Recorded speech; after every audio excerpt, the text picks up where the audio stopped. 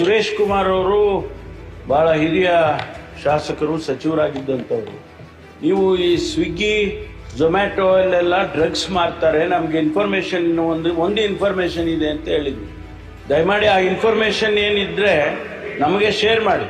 ಯಾವ ಸ್ವಿಗ್ಗಿ ಡ್ರಗ್ಸ್ ಅನ್ನು ಸಪ್ಲೈ ಮಾಡ್ತಾರೆ, ಝೊಮ್ಯಾಟೊನವರು ಡ್ರಗ್ಸ್ ಸಪ್ಲೈ ಮಾಡ್ತಾರೆ, ಯಾಕಂದ್ರೆ ಬಹಳ ಸೀರಿಯಸ್ ಆಗಿ ತಾವು ಹೇಳಿದ್ರಿ. ಅದೇ ಇದು ನಾವು ಮಾನ್ಯ ಮುಖ್ಯಮಂತ್ರಿಗಳು ಇದೇ ಸದನದಲ್ಲಿ ಬೆಂಗಳೂರಿನಲ್ಲಿ ಡಿಕ್ಲೇರ್ ಮಾಡಿದ್ರು.